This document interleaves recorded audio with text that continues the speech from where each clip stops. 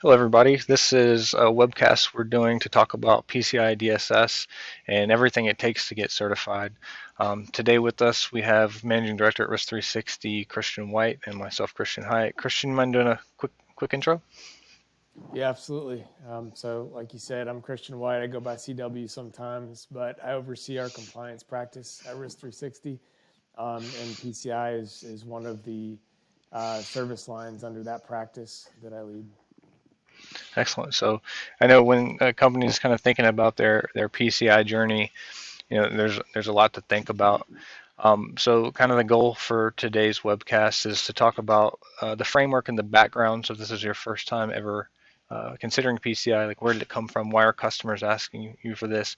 Talk a little bit about the framework from an overview perspective, provide some tips along the way, and then also give a big picture view of the certification process, some of the common pitfalls that organizations see as they're doing a PCI implementation, and then also get down into the nitty gritty of around timeline, efforts that your team can expect, and then at the end, CW, we're going to do some rapid fire Q&A and put you on the spot and see if you can answer stuff quickly. Let's do it.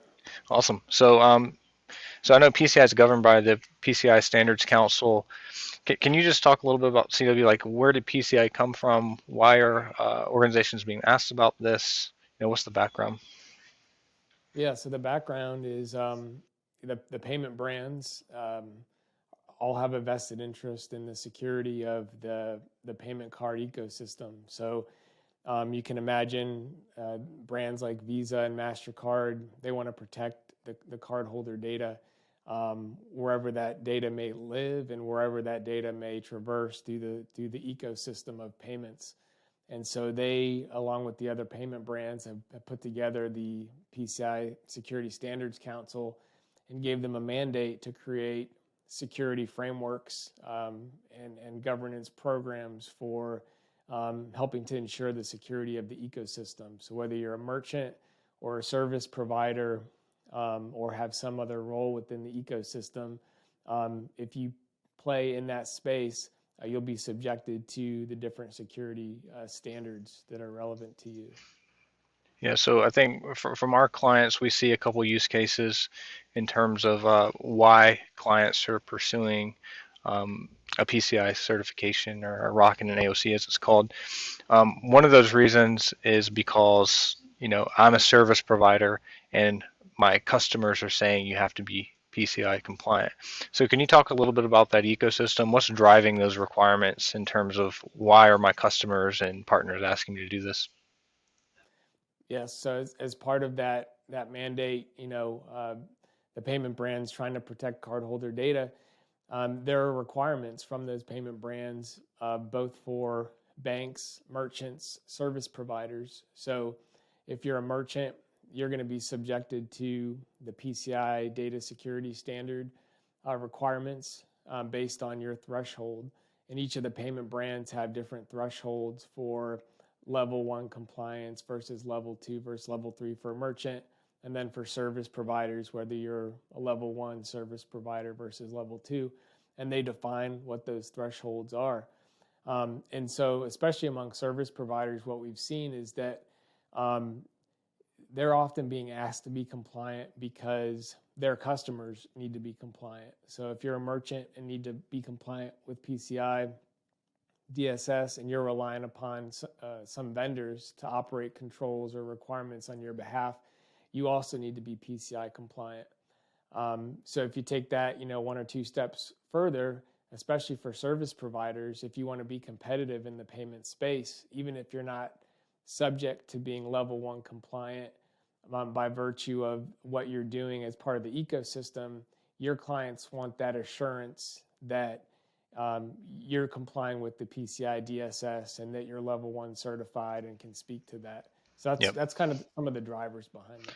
Yeah, and I guess the bottom line is if you're a SaaS company and you facilitate the payment ecosystem in any way, um, Yeah. and in all likelihood, you're going to have big customers that to get comfortable, they're going to want to see that you're PCI compliant. And I think for us, that's the most common use case is we have these SaaS companies that say, my biggest client really wants to see me be level one compliant. And that's because your big customer is experiencing some pressure to manage their vendors and make sure they're PCI compliant. So thus, we have a whole ecosystem of retailers and merchants and now service providers becoming PCI compliant. And So then if you're, and the other thing is if you're not being forced to do that by your partners and clients, then it's a marketing story too, to be able to be proactive and say, hey, I'm level 1 compliant. I've got my ROC and AOC, and I can demonstrate that I'm operating a PCI program as attested to by a third party. yeah, absolutely. So that's some of the background, and now I want to kind of jump into the framework itself. So I guess the good thing about PCI is they provide the framework open to everyone. It's a framework that you can download. They have, uh, probably more thought leadership than almost any other certification body on like their approach and recommendations towards the various standards. But at least from our experience, no two clients are the same. Like there's always nuances into how an organization becomes PCI compliant, and sometimes those nuances aren't recognized until you're in the sub requirement buried in the requirements somewhere, and you get to that and you have to think through it. But at a high level, CW, could you just talk about the requirements? There's 12 requirements broken up into I think 6 kind of objective areas. Can you give us a quick overview of some of those? Yeah, so I'll run through that. Like you said, there are 6 objective areas, and 12 requirements. So at a high level, the 12 requirements are as follow, and I'll abbreviate them so that I don't become too long-winded. But bottom line is requirement 1 is all about installing, maintaining firewalls to protect the network, to protect cardholder data. What that looks like in a cloud environment might be different than a traditional environment. So you're relying on network security groups, routing tables, things like that. Requirement 2 is basically change all your vendor defaults. For all your system components, make sure that you're not using the default accounts and passwords that came with the system component. Requirement 3 is all about protecting cardholder data at rest. Requirement 4 is protecting cardholder data in transit. So these are fundamental thoughts around security, and PCI is a great security framework outside of the fact that it is specifically tailored for the payment card industry. Requirement 5, have antivirus installed on all your system components. Requirement 6, SDLC, have secure development. Requirement 7 is all around restricting access. Requirement 8 is identity and authentication. So again, these are just basic fundamental blocking and tackling of security. And I appreciate PCI's framework for that reason, is it does get to the blocking and tackling of security, but goes to a little bit more of a technical depth than such as like a reporting framework, such as SOC 2. Requirement 9 is all about physical access, restricting that often for cloud companies, SaaS companies. They're relying on that third-party cloud service provider to operate those controls in their behalf. Requirement 10 is all about logging and monitoring. Requirement 11 is about assessments, such as vulnerability assessments, penetration testing. And then requirement 12, in my opinion, is a catch-all for security governance. Yep. So that's a quick rundown of all 12 of the requirements. Yep. So thanks for that. And I want to talk about some of the nuances that come up. So one thing is, what are you going to get out of this to provide a customer? So if you're wondering that, there's 2 documents that you're going to get that I think there's some confusion. You're going to get something called an AOC, which is attestation of compliance. It's like a 1-pager saying that you are PCI compliant. That's what most organizations provide their customers when they have like diligence requests. The second thing you're going to get is called a ROC, or Report on Compliance, ROC.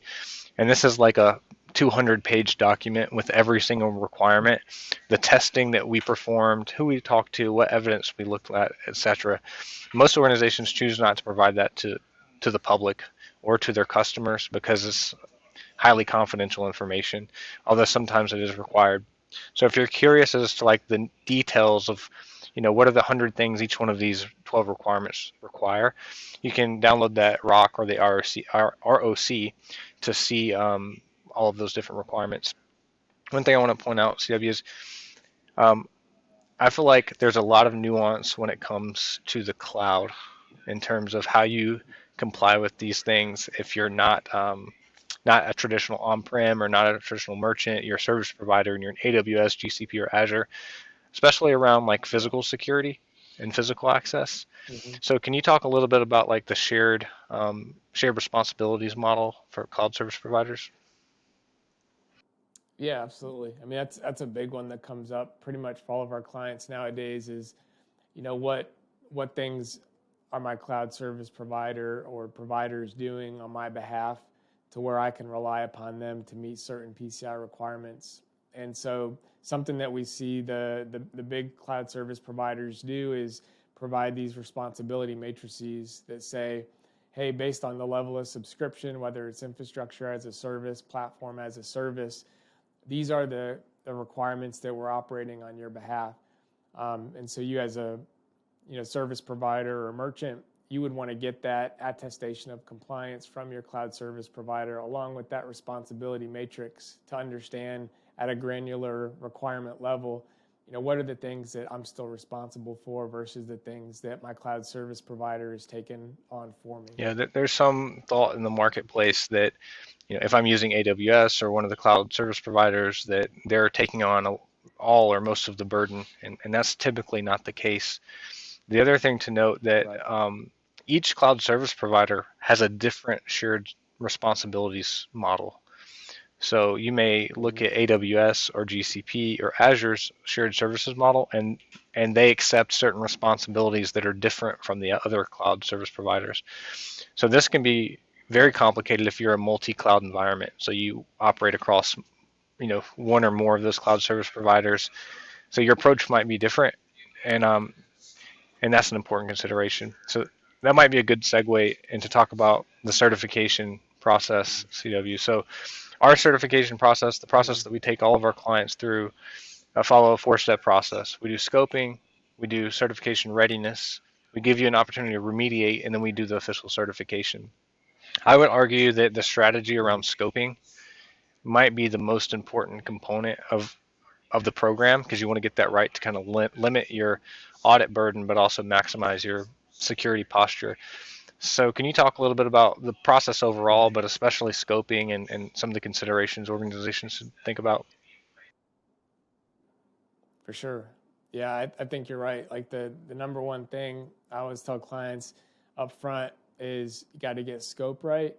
And by extension, if you're using segmentation controls to reduce the scope of your cardholder data environment, we need to define those, what those are and make sure that they're operating as Yeah, intended. can you talk about Um, PCI's?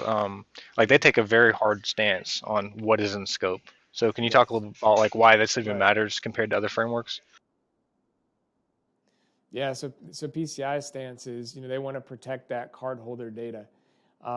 And so what they consider in scope is anything that touches uh, anything that's part of that cardholder data environment and anything that touches it or could affect the security of it. So for instance, if you have a corporate network and you are processing, transmitting, or storing cardholder data on that network, and you have not implemented any segmentation controls on that network, your entire network is in scope for PCI and would need to be compliant with all the PCI requirements.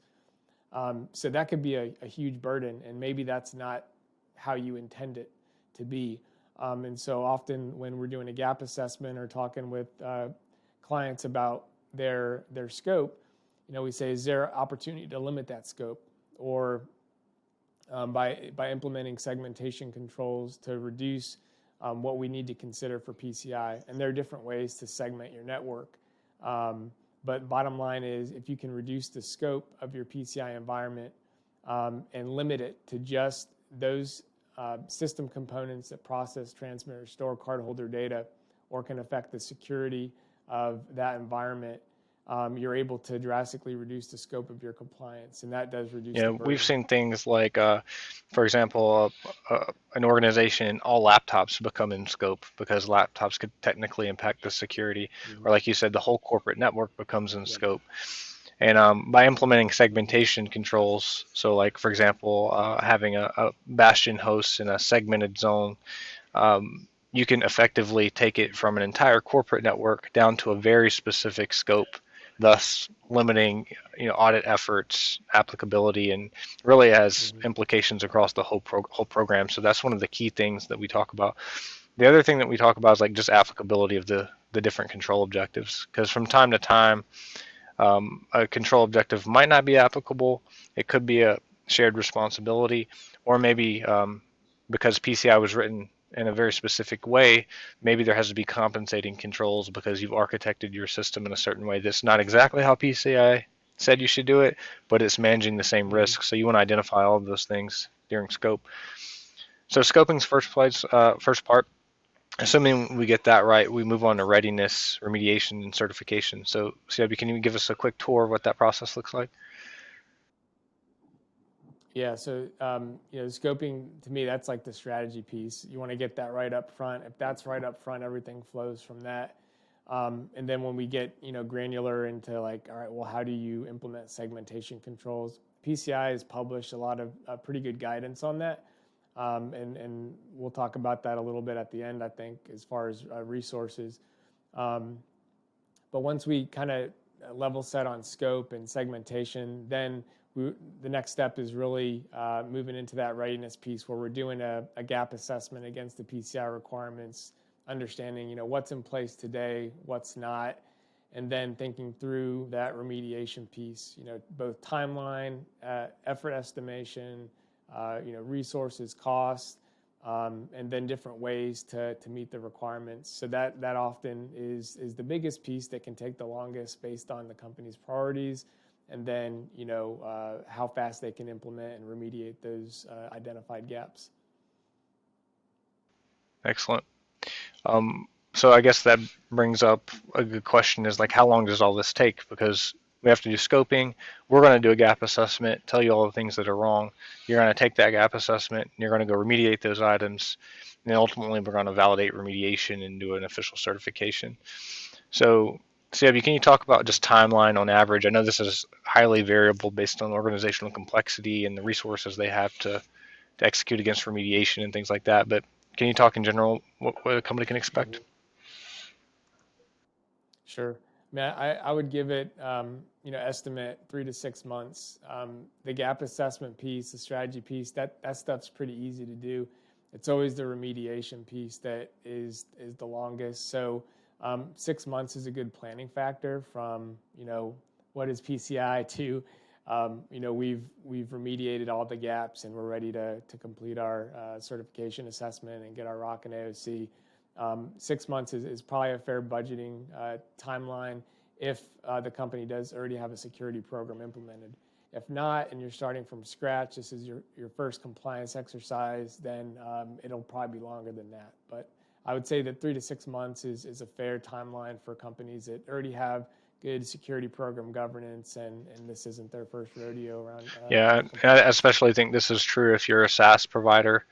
If you're doing like a business to business service through a SaaS platform, Mm-hmm. because the cloud technologies enable a lot of this, I think that 3 to 6 months is pretty feasible, especially if you're a highly motivated organization.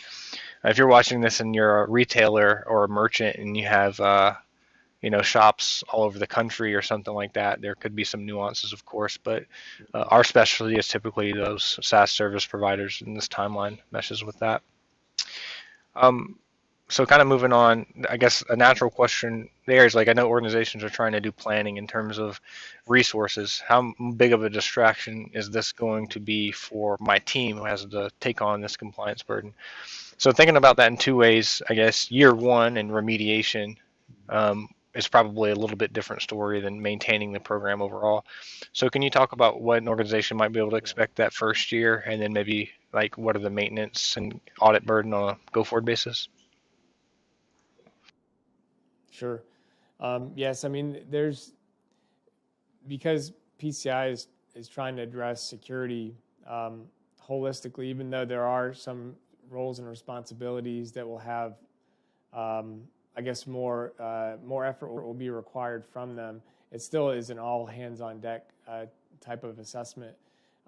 So, key roles such as database administrators, engineering, security, network and system administrators, security administrators. There's a lot of different roles that could be involved depending on how the company is set up. Now, obviously, if you're a smaller SaaS company, you might only have a few engineers and one person responsible for security. But in general, for each of those roles, we're going to want 4 to 6 hours to get through walkthroughs, observations, talk through strategy, and then the person or persons that are primarily responsible for the program, for them, getting through the gap assessment and planning that remediation timeline, you're looking at probably 40 to 60 hours. With help from your QSA. So I guess one thing to note is we Risk 360 is a QSA firm. We are security assessors that have been certified by the PCI DSS to conduct these level 1 assessments. So often we're not only doing the assessment, but also advising on the standard and different ways to meet the requirements. But I guess back to your question as far as typical efforts. Overall for the team, you're probably looking at 100, 120 hours. Yeah, and can you talk about during that audit process, like what types of things are they going to be doing? For folks who've never been through an audit, like what can they expect? How would they interact with you? That kind of thing. Yeah, so we'll typically kick off by doing walkthroughs for every requirement. We'll do a planning session with whoever's going to be responsible for the program. And we'll understand, all right, who's responsible for firewall configuration? Who's responsible for database security and configuration? And we'll have meetings with each of those persons responsible for that, walk through the PCI requirements, observe configuration settings in real time to validate that things are actually in place as described or as intended, or whether there are gaps there. In a non-COVID time, those are things that we're doing on site. Otherwise, they're things that we can also do remote through screen share. So there are a lot of meetings up front, and then it's a matter of remediation and then exchange of evidence for us to go ahead and inspect and validate that things are in place. Excellent. So I want to move on to some rapid Q&A for some frequently asked questions.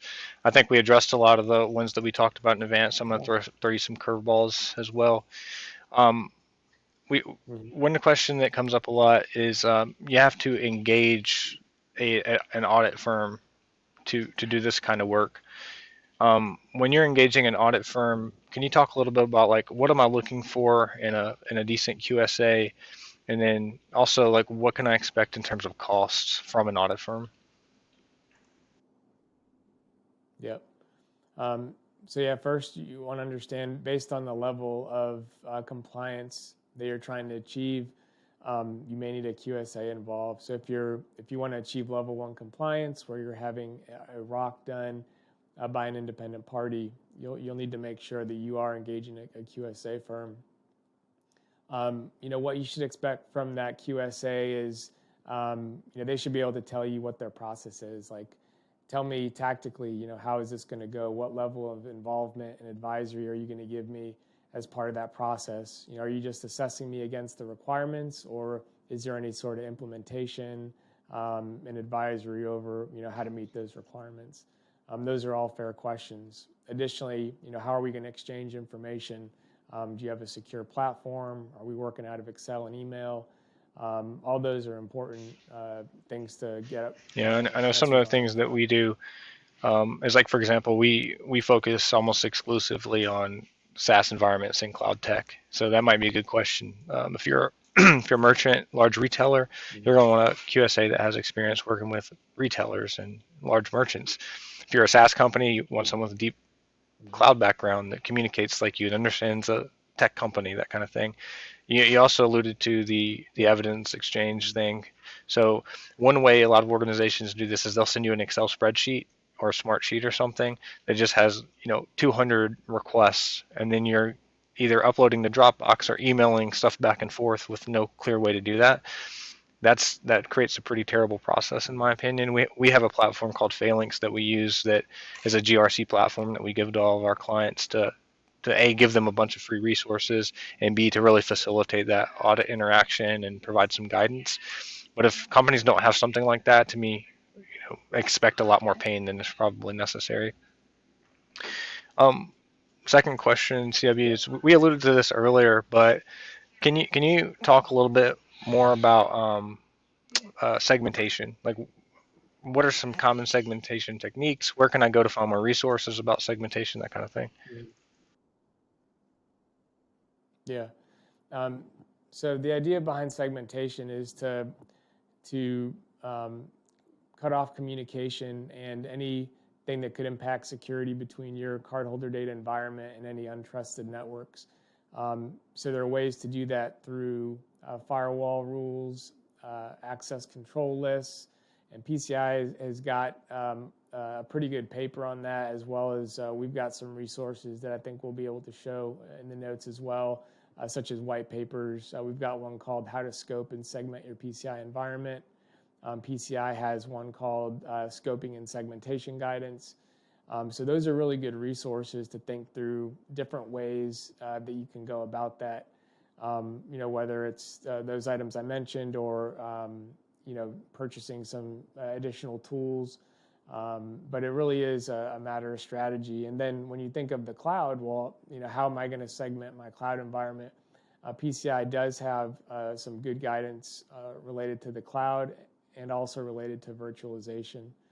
So I guess one of the things you mentioned, assessing a QSA partner, do they have experience dealing with PCI in the cloud and using virtualization?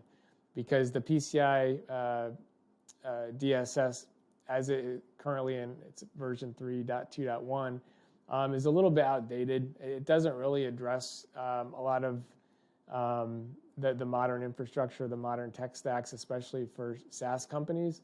And that's why PCI published that cloud guidance to help you think through what does this look like applied to the cloud.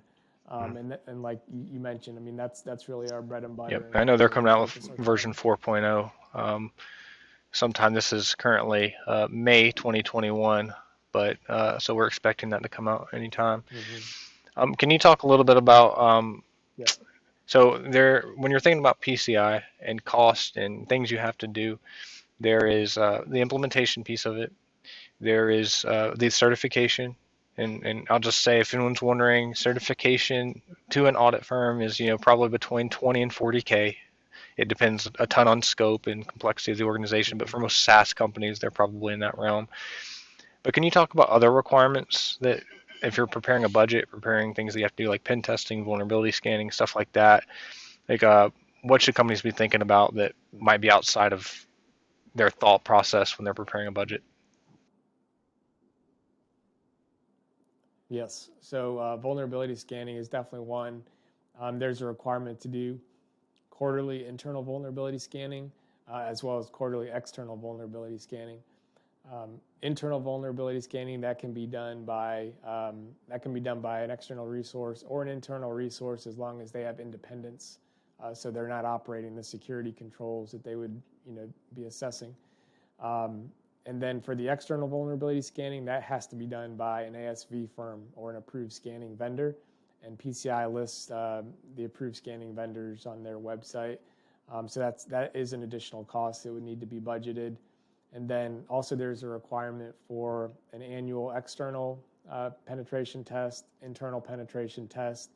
And then if you are using controls implemented to segment your environment, those segmentation controls for service providers Yep. would need to be tested every 6 months. So those are all additional cost considerations that you would need to think through. Um, the benefit of Risk 360 would be, we do all those things. So we're a full service provider for all that. And often we're able to get those to our clients at a price point by bundling Yep. those, which make a lot of sense. But those are the big brush movements on Yeah, I mean, cost and for just to recap, PCI that's a lot of systems. stuff. So you have the implementation, the certification, and to maintain that program, you have to do quarterly internal vulnerability scans, current quarterly external vulnerability scans by an approved scanning vendor, an annual penetration test, internal and external, and then if you're using segmentation, you have to have your segmentation validated every 6 months. So that's a whole host of activities that sometimes organizations aren't Yep. preparing for when they're thinking about their journey. Great. I think that's a great group of questions as far as our Q&A that we didn't address before. I do want to point out some free resources Mhm. that people can take advantage of that are both internal to Risk 360 or the Standards Council have released. So first of all, Risk 360 has a whole learning center that we've kind of outlined the basics of PCI. We have videos like this around PCI. We have white papers that address some of the nuances of PCI. We've tried to take some of the complexity and put it into human readable format. So that's great. We also have a blog that you can search for PCI topics that we write about. Also, if you engage with 360, we have a platform. I mentioned Phalanx GRC earlier, that within that platform, we have videos, we have guidance, we have policy templates that are available for our clients to use. Also, detailed guidance on every single requirement, again, when we're trying to put that in human readable format. Um, I'll share some links in this video description if you're watching this on YouTube or something where you can download those information on those. And then also the PCI Standards Council is a great resource. CW, can you talk a little bit about some of the resources that PCI puts out? Mhm. Yeah, so if you go to the PCI documents library on the PCI SSC website, like I said, the things that I would take a look at if you're new to PCI is the scoping and segmentation guidance, the standard itself, the cloud guidance, virtualization guidance, the penetration testing guidance. Those are all really good documents that will give you a once over the world and ways to think about this. So those would be things I'd recommend.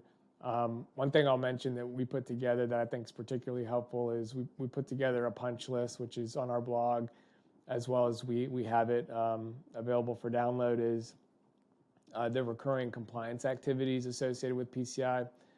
So there's a host of activities that need to be done on a recurring basis, such as those quarterly vulnerability scans, such as annual penetration testing, such as daily log reviews, things like that.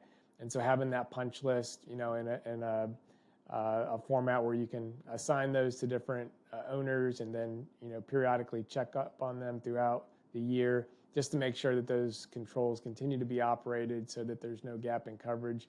Those are important, and those are some of the things that if you Yeah, don't absolutely. track We have that same thing. We have something called Compliance Calendar and Phalanx where you can assign those out and sync it to your calendar if you want to. Maybe I'll do a quick image of that in the video. But excellent, CW. I appreciate you sharing your knowledge. If you're watching this and you enjoy these kind of videos, or you're considering other security and compliance frameworks, you can check out our YouTube channel. Just go to YouTube and search Risk 360.